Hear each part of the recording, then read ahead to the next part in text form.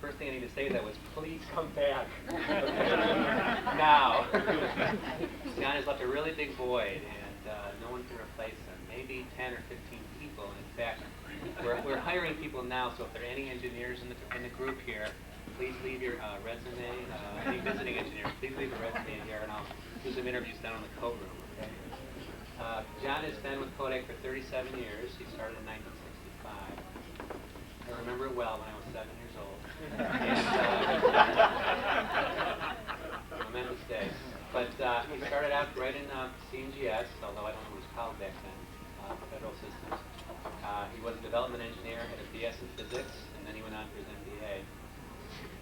He worked on various classified programs in addition to supporting the copier, the Kodak copier, and the disc camera also. It is a little hard to talk about all of his work since a lot of it's classified. And me being new to CNGS, I don't know how you honor someone that's done a lot of secret work for years, and I don't know what you say, but he did a great job doing it, trust me. He then went on to become the department head for the testing division here at CNGS for about 10 years. At that time, he was involved with the Hubble telescope mirror testing, the laser tracker, a lot of other programs that are probably too numerous to count. In fact, I asked John what was his favorite project from all these years of working here, and he started telling me about the projects in 1965 and then 67 and 68. He went through all of them, and he really said that they were all a lot of fun. He enjoyed every one he worked on, and I think that's really a testament to John's energy and enthusiasm and optimism. He really was very positive and supportive of the whole department through his whole career here, and I think it's really appreciated by everyone. I know I will miss him, and we hope to get him back as soon as possible when he would like to help out, and certainly we'll look forward to that. But again, I just wanted to thank John for his hard work. He really has been a mentor to everyone, I think, in this room. And I heard he's called the optical therapist. People come to him and they ask for his blessing to bless their data, to make them feel good about their test. He's done a really good job. So now we have someone from Kodak Medical who sits in his office. But at any rate, I really can't say enough. And even though I've only known John for a year now, it's really been valuable, and I hope to know for many more years when we lock him in the office. So, well, John. We do have a few other people that would like to say a few words in John's honor, so I'd like to invite you all to come up. Mark Baldwin, if you'd like to come up.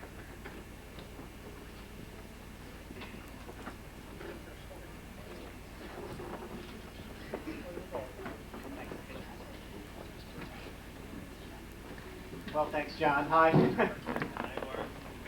One of the many people to whom you have been a mentor is me, and I wanted to thank you for that in this forum.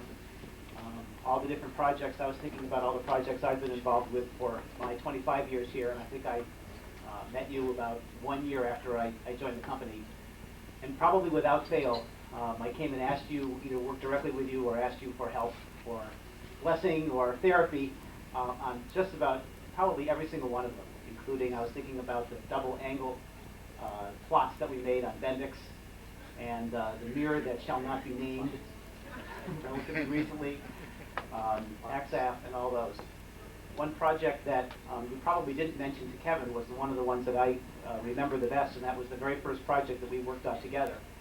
And after I came to work at Kodak for Tom Blum, I asked him if he could point me towards somebody in testing. I was over here something. There you are. Testing.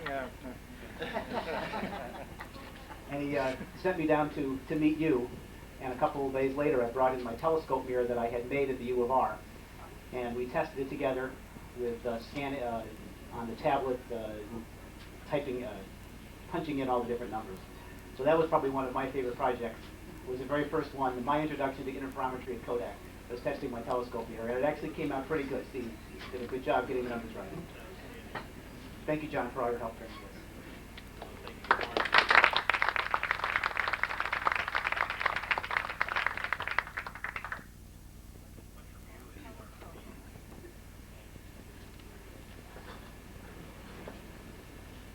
Hi. John beat me by 2 months, I think. I started in January of '66 or sometimes the big blizzard. And we all know John, we all know what a professional he is at work. how he helps anybody, comes in for assistance. I'd like to share with you, if I could, two out-of-work experiences that I think are unique to John and myself. The first one, John and Marty and my wife Betty and I, we met together in Nova Scotia at a place called Malignant Cove.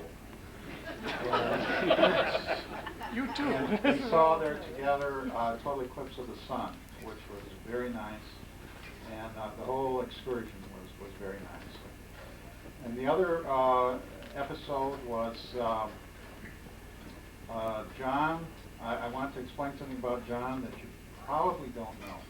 He is absolutely the finest canoeist that I have ever had the privilege and honor to share a canoe with. That make me the only one? Oh, well, actually it does.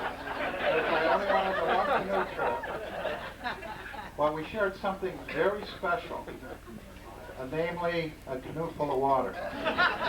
So I'll leave it to John to explain that one. But it was a lot of fun. It's been great over the years working with you and for you, John, and I wish you the best. Thank you.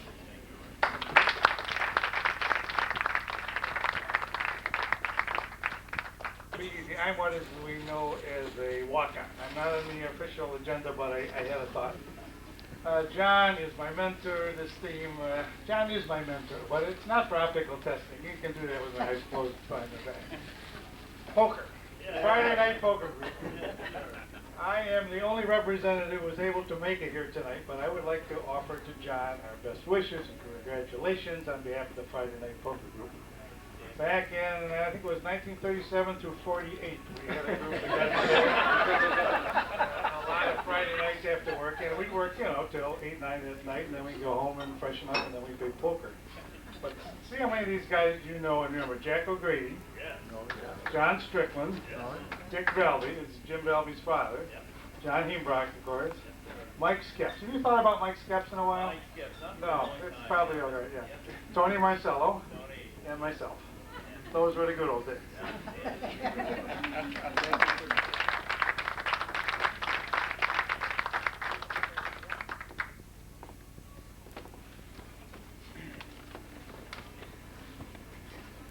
Hi, John. I spent some time walking around talking to folks as they reminisced about their interaction with you over the years. So I had to capture it because there were just too many thoughts and I didn't want to lose any of them. Oh, man. So we'll be here a while, so relax. No, it'll actually go quite quickly. Mark, you see how big a page I had? I have more material. 1965, we've heard the date already, right? Well, it certainly has changed metrology at Eastman Kodak. John, I wanted to just reflect now on the 37 years since that time.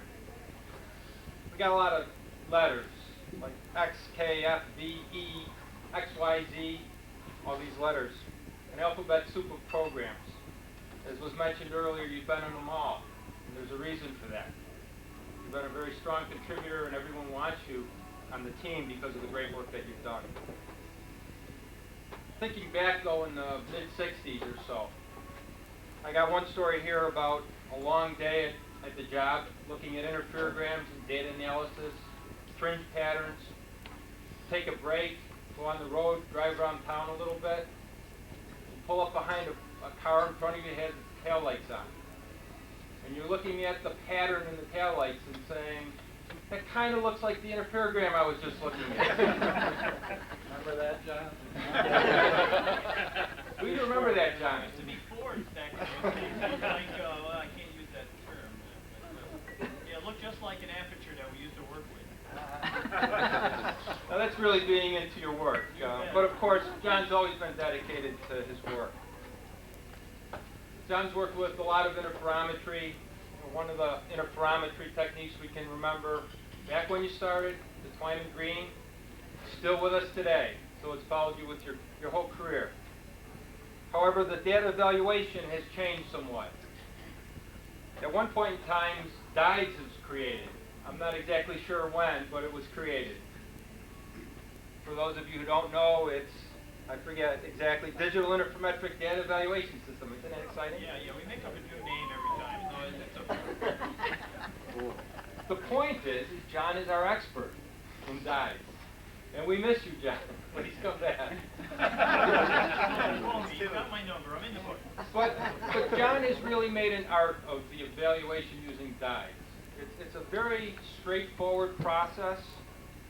It's a well-documented process. Very organized data files, very organized data logging, very organized filing system. Of course, I'm just kidding. The process actually is very chaotic. If you ever watched John go through it. He creates mountains of paperwork, running all kinds of files through that program. The trick is, when he's all done, he has this magic bag where he just pulls out a couple of those out of that tall pile and say, here's your answer. And he's one of the few that know how to do that. And that's what makes it really special. It's all a matter of style, Mark, actually.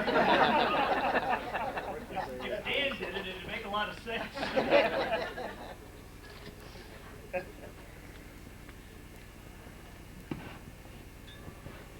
I've also heard that dyes has changed over the years. It's been upgraded. We've also added digital capture capability. All of these fancy approaches to interferometric evaluation. However, it still comes down to one thing. I've heard you have this magic wand. It's called the smoothing wand. And some people refer to it as the smoothing button on the evaluation software. So we get really, really close in the optical processing to almost meeting the requirement. Not quite there. But we're not playing horseshoes, so it doesn't count yet. So they call John in and say, John, we're not quite there yet. John takes out his wand, he pushes the smoothing button and says, there you go, we made it. Well, now.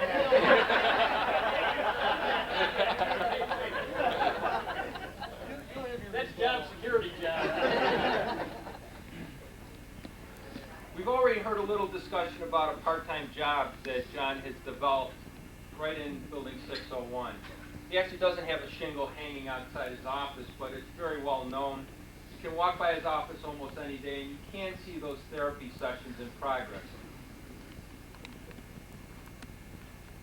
Sometimes it may be difficult to find his office. It's quite a maze. So I've heard one approach that can be used if you're looking for the therapy session is to look for the styrofoam coffee cups. So you follow the trail of coffee cups, you can find the office. Another thing you can look for is the stacks of dyes evaluations piled on his desk. That's another way to look for his office. His filing system may appear like it's not very organized, but it actually is very well organized. John can always find what he's looking for. Right, John? Always find what he's looking Absolutely. for. Random access tactical process. But I've been wondering, I've really been wondering, you've come out with this new record retention policy. And I was wondering if that had anything to do with your decision to retire. I'll never tell. Thanks for your help with that, Joanne, by the way. I've also heard you have quite an assortment of favorite snacks. I have to actually read these because it's a real brain teaser here. Nutty Butter Cookies, Little Debbie Oatmeal Cream Pies, and Little Debbie Peanut Butter Nutty Bars. Did I get those right? Yeah. Well, why do I bring that up? Well, John has been fairly active in his career at Kodak as well in terms of the sports arena. Very active in both basketball and softball. You know, it's probably because of the snack foods, but anyway, a lot of excitement there. One thing, though, what we shouldn't forget is there's more sports than just basketball and softball. I heard about a noon-hour non-nonsense competition. Something used to participate in the noon hours? Is this correct? They had a very rarely, once a year maybe. Once a year. For a couple of years. Well, they were very creative. One of the events was tossing a potato and catching with a fork. has it, though, you did win a trophy from some of it, so we just wanted to acknowledge that. John's well known. That one we both were over there. You were a principal in that.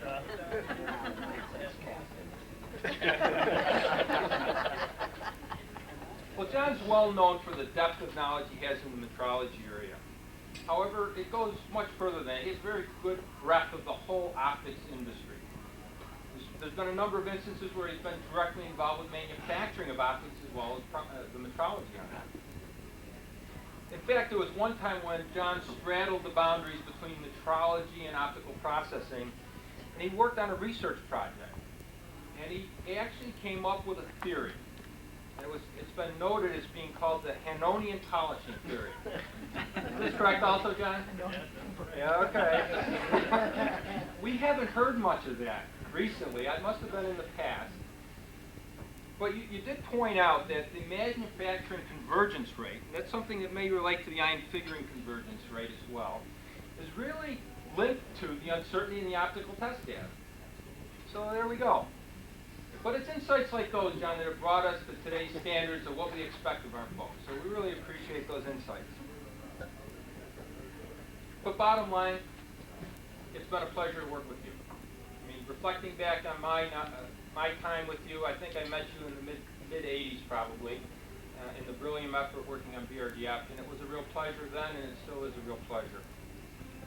A couple of points that I really wanted to bring out about John's interaction with us is really his professional approach to life and working in our everyday environment, as well as his personal approach. He really combines both the professional and personal very well, and he's touched every one of us in this room, and I think in a way that we'll never forget. So we want to thank you for the time with us and for sharing it with us. I think we feel privileged that you ended up in C&GS and we had the opportunity to work with you. So on that note, we'd like to present you a few tokens of our appreciation. You want me up there? Okay. Yes.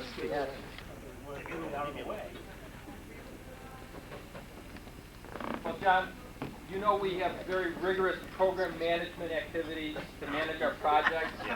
Yeah. You also know we have a very rigorous schedule process to track the schedule twice a week to make sure we deliver all our products on time. Yeah. You also know we work very hard at trying to please our customers, right? Oh, yes, I do. And in this case, we're really trying to please you. However, we're not always completely successful in meeting our deadlines. This is one of those times. Okay. We're happy to present to you a glass token, which is a very nicely shaped prism. The thing that's missing is the inscription. It's a secret. Oh, that's a beauty. It's in progress. It was almost completed today. But bring it back and we will finish it for you.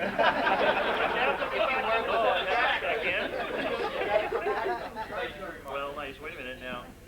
Wait a minute. Have a tether? He's never handled glass before. Thank you very much, Clark. Thanks a lot. Thanks a lot. And it's been fun working with you too. We have another gift that is complete, so Thank you very much. Thanks an awful lot. thank you.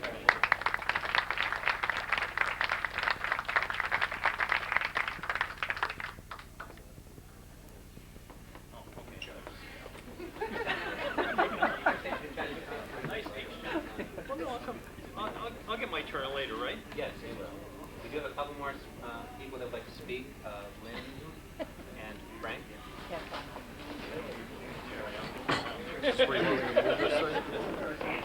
John on many programs, so I think we can all say that as a result of working with John, he was able to make many contributions that we all enjoyed and it contributed to all of our success.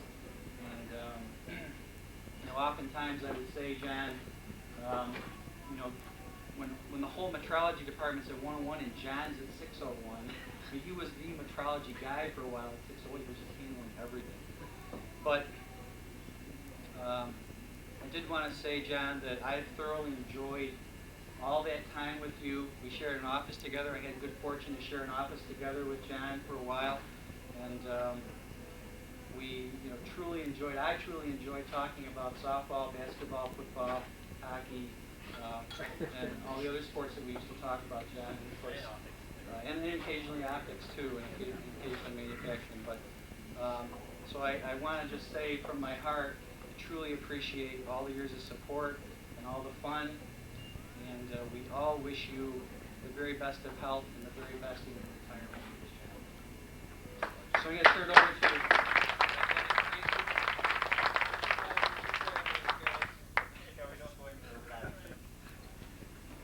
John, all kidding aside, first of all, I just want to let you know that it's been a distinct privilege to be working with you all these years. It's been 10 years since I've been at Kodak, and I remember back in 1965 when I was a fetus, wondering what I would turn into. And little did I know that it would be a Kodak engineer, and I'd have the opportunity to work with you. And it's been a distinct privilege and pleasure. All of the technical things that we have done together, from work on XAF and going up to Ultratech and Hot Beverly Telescope and listen, everything. I couldn't have done it without you. So thanks for all that help. And beyond all the technical stuff, I just want to let you know how much I appreciated all our conversations. The ones that were, that started at 4:30 and lasted till 6:30, when we just talked about everything under the sun. And I remember one time you said something about you just like the way that I think, and I like the way you think, John. It's a lot of fun to talk about life and all other things with you. So I consider it a great blessing in my life to have had you in it. So thank you for all your time. It's been a great pleasure.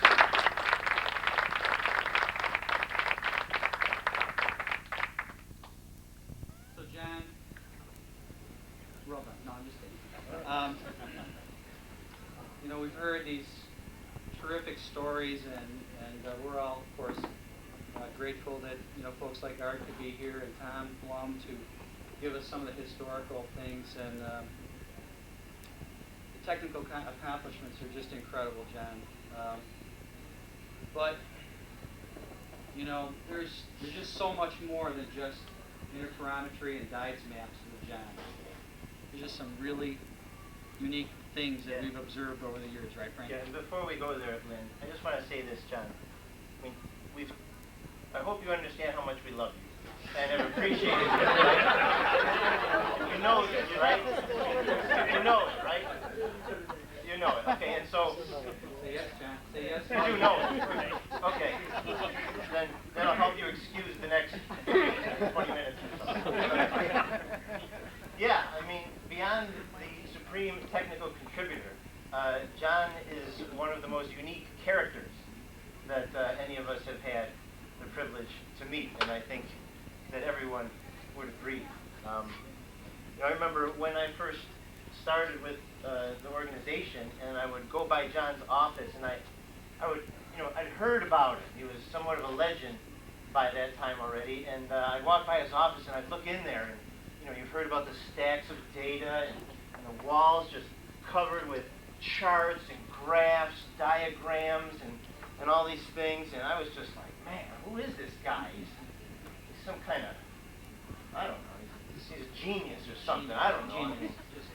And, but it took a couple of years for me to realize it, but after a few, extended visits in his office, when I really had a chance to kind of look around and see what all this stuff really was, I realized it didn't have anything to do with optics. It was his retirement account. He had the stock market for like the last 150 years right out of his wall.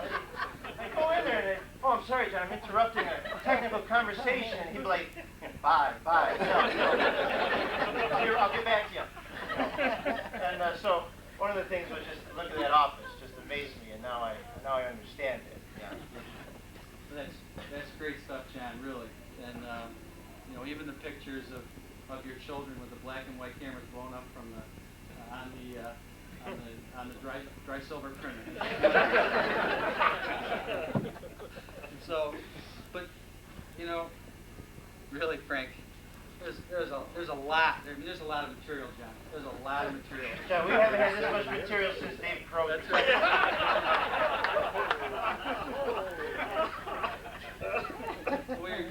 Frankie and I were talking. There was another story he had, you know, and you know, a few years ago, Building 601, there just wasn't that many people there. Right. And anyway, Frankie had a story about one time when he went into the men's room. And I'll let Frank take it over from there. I went in the men's room one time.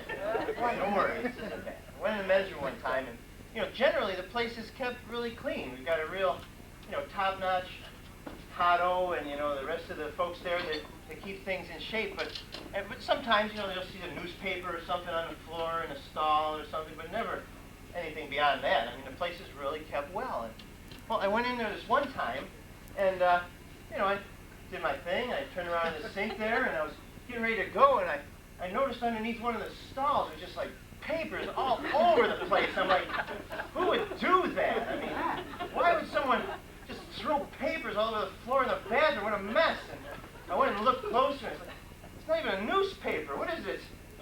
Wait, it's dice bags. All over the floor in the bathroom. I bent down, I was going to pick them up, and there's somebody in there. It was John. He was analyzing data. In the bathroom. I'm thinking, man, I hate to be the process engineer that gets that report. I gotta say, Dan.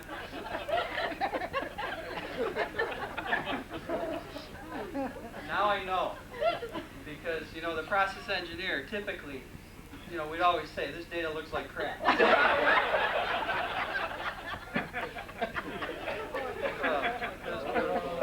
But John, we love you, John. Really, love you. Wow. So look, nobody's in a hurry to get home right now. Well, we had this, my wife and I live in Fairport, and my son was going through the football thing, and so we're, you know, we go to one of these football games. There was a sectional football game at Fauver Stadium. So we're at the football game, and of course we're playing against Chilai, John's home team, and so Fairport lost the game. It was a very good game, and they lost the game, and so you know I'm looking forward to seeing John the next day. Fairport. Oh, lost. Sorry.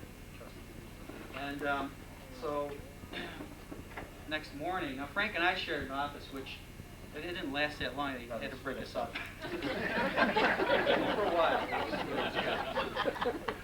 And anyway, there's a story which only Frank can recount on this football game, H. Chilai versus Fairport. Yeah, we know what a big sports fan John is and how serious he takes the sports, and you know, apparently, you know, he had a problem with one of the calls. John had a problem with one of the calls in the game. Apparently there was a pass that John had thought, you know, it should have been an incomplete pass. It turned out it was a complete pass. You know, Fairport ended up scoring a touchdown as a result, and John just didn't agree with that call very much. And wait. Now, he came in and told us a story. We were working. We were working. We had a lot of work. We were working. Doing a lot of work. And but John came in, and he had to take this. He took exception to that call, and he took it up with Lynn. And I'm just sitting there working, and I couldn't avoid the conversation because it went something like this. You know, John is very demonstrative. You know, he's kind of all arms and legs. And he came in the office. He was like, he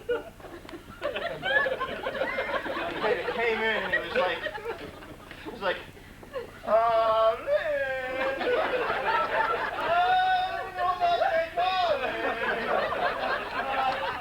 Because the quarterback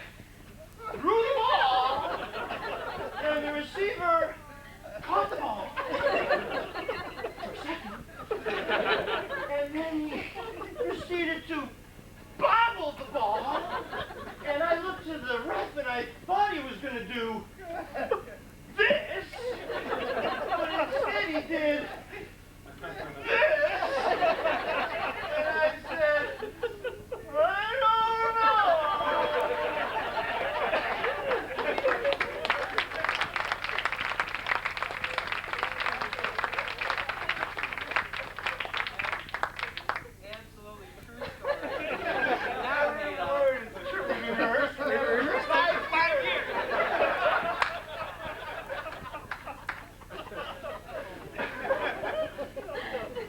It was beautiful. It was worth the loss, believe me. And I know why I never watched instant replay, because we had John. Well, You know, Lynn, with all that moving around that John does, you know, I don't know if anybody else, maybe it's just me. I don't know if anybody else ever noticed this, but with all the moving around that John does, sure would get a little out sometimes, you know. When anybody else would, you know, kind of discreetly go to the men's room and maybe straighten themselves up, you know, John didn't have time for that. It didn't mean much to him, you know. And so you'd see him there. Sure would be a little out there, and you'd notice it eventually, you know, at some point. Maybe it was me just looking at it. when he spilled the coffee, it hit that. And so, you know, John would take care of it wherever he was. He kind of didn't have a lot of inhibition about that kind of thing. Kind of, sucking that shirt in there. Didn't matter where he was. Kind of the funniest part of it for me is that when he finished, I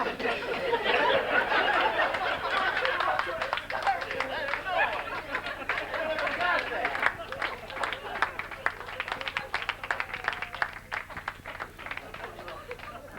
I know it's true.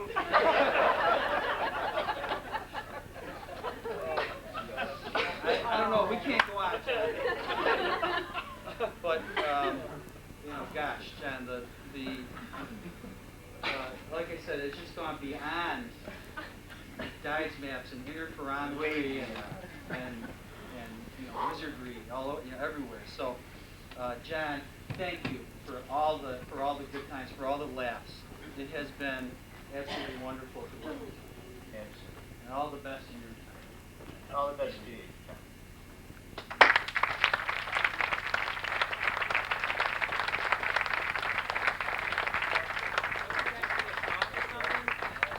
Heard you guys in the past would like sing a song or other dance or you know, how about one? Well, this whole Dave Crow thing, I mean, that was like... No, come on. That was it. That was the end. No, but you can do one anyways, right? When are we gonna get a chance to do this again, right? Come on, one.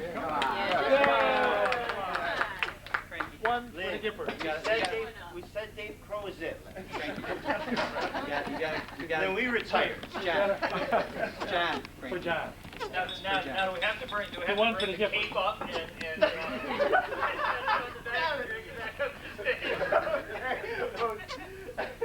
If you can bring the cape, I'll do it.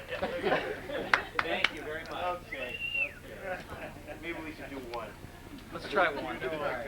It's gonna be... It's, I don't know, we gotta...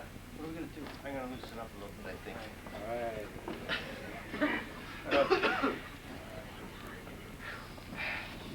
Okay. Nervous already. Okay, Lynn, but last time. Watch your elbow. Okay, give me Good one. time. Watch out. You're on TV, okay? Okay. But this is it, Lynn. This is it, all right? Don't fall Wait a minute. downstairs. John. Do you mind, John? Up here. I think I have to bring that. I don't want you to get hurt, but...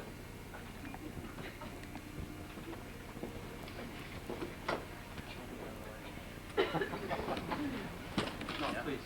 Oh. Not that kind of retirement, John. Not that kind of party. Okay. All right. I don't know. Last time. All right. This is it, though. This is it. One thing. Nobody else. John, you're it, man. Okay, this is it, John. Here we go.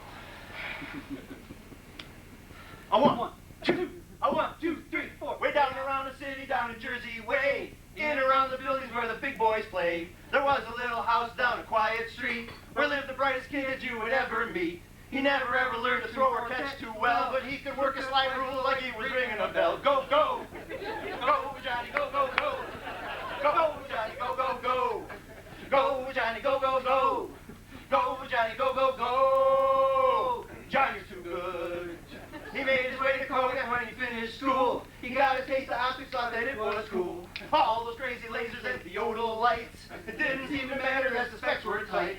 He'd come in after hours to run tests at night. They'd say, Johnny, you're out of sight. Go, go, go, go. Go, Johnny, go, go, go. Go, Johnny, go, go, go. Go, Johnny, go, go, go. Go, Johnny, go, go, go. Johnny, you're too good. Laser, common bendix, and the HST. All that stuff in 101, they call it V. CRSS, Ultratech, and HET. There simply was no program that he didn't see. Everybody wanted him to run their test. They'd say, Johnny, you are the best. Go, go, go, go. Go, Johnny, go, go, go. Go, Johnny, go, go, go. Go, Johnny, go, go, go.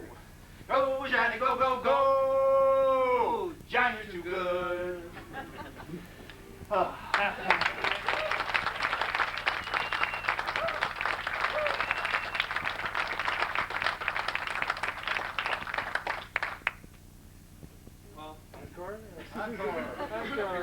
now that we're here.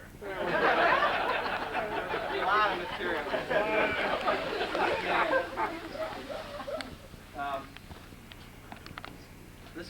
This guy's unbelievable. This guy shows up at 601. He was green back in the early 90s. This young man was I didn't know green. anything. He was a rookie. I mean, I was coming from H-Town.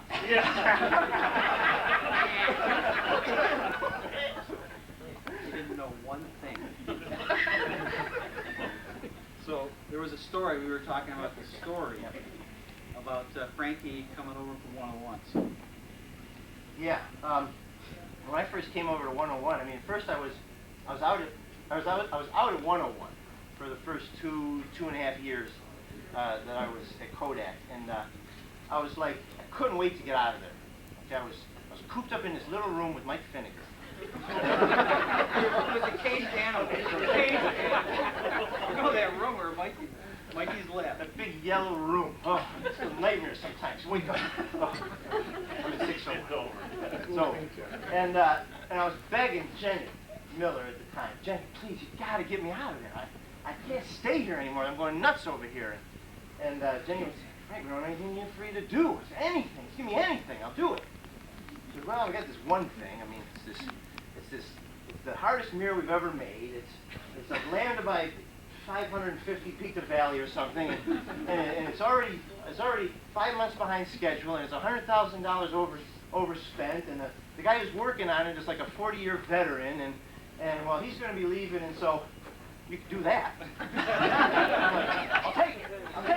So I came over, and they showed me the mirror, and they showed me the data, and it was just, the thing was a mess. Total disaster. The surface was just a mess. And, you know, we're always trying to deliver outside the clear aperture, right? And so this thing, the data was like an inch inside. It was just like a bowl of spaghetti. And they hand me this thing, and it's got to go to ion figuring. And that's when I met Lynn. Now, I'd read his papers, right? Like, I mean, like, I'd heard about John. And when I met him, I was just like, man, this guy is a genius. And then I'd read about Lynn, his papers, and I met him, and I was like, come on.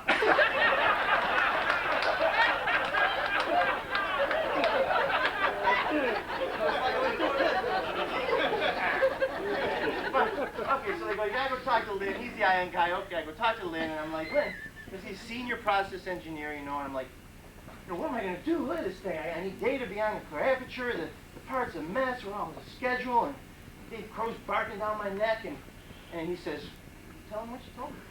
He said, is HOS hiring? No, really. He said, you know, I felt like I had to take this young man under my wing, and I needed to tell him the secrets, because I'd had some success, and so I figured, you know, the days of me getting all the glory, those were good papers. That was over. I needed to I was gonna, I wanted to move up, and I wanted to, he was a nice kid then, so I wanted to help him. So I said, you gotta go see the man.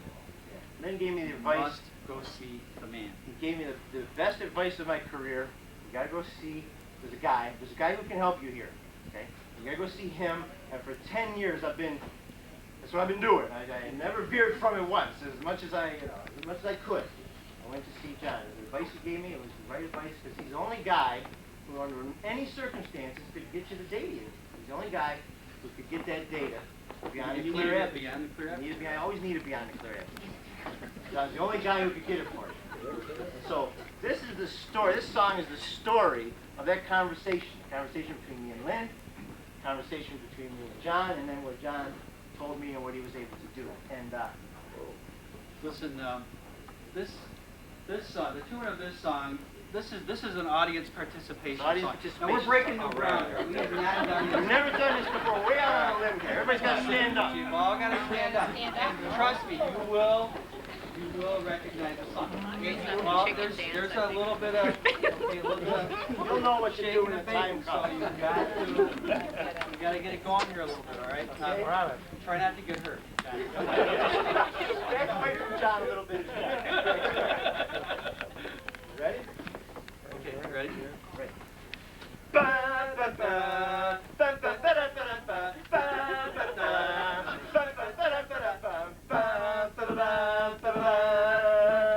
Young man, there's a place you can go. I said, young man, when your edges are low. I said, young man, there's a guy who will know how to test that optic for you. Young man, he is one of a kind. I said, young man, he will sure blow your mind. I said, young man, and I'm sure you will find that he'll solve that problem in time. Bum, bum, bum, bum. He'll get your data beat on the CA. Every fringe, like he's working on art. He'll find the edge of your part. He'll get your data beat on the CA. He'll get your data beat on the CA. There is no need to fret when your part's in a knot. He's the best tester that we've got. I said, Hannon, can you really help me? I said, Hannon, with the edge I can't see. I said, Hannon, it's a real mystery. And here's what Hannon said to me. No man does it all by himself. He said, young man, put your pride on the shelf and just give that messed up optic to me and just watch as I do my thing. Bum, bum, bum, bum. I'll get your data beat on the CA. I'll get your data beat on the CA.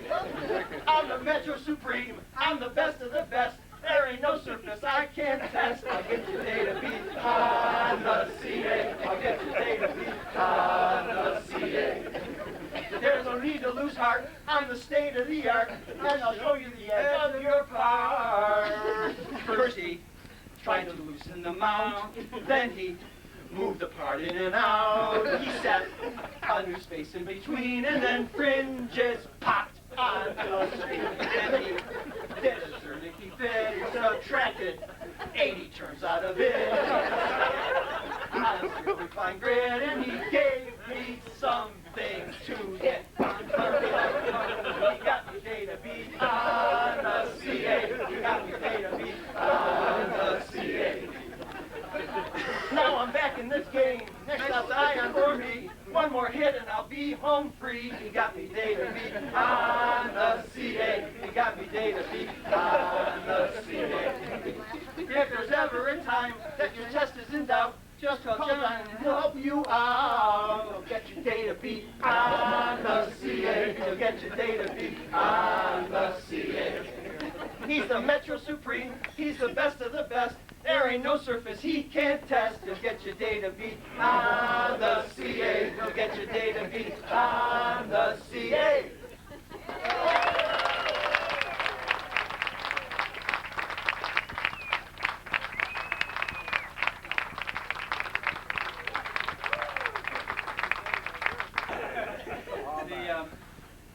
Here's the thing. One of the things about John is, you ask him a question, you get this answer, which is, who? Mark, does he talk like this at home? It's incredible. You're going to have to listen to this.